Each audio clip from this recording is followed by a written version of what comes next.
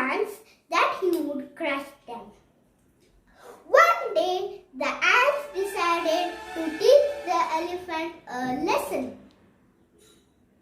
They went straight into the elephant's trunk and started biting him.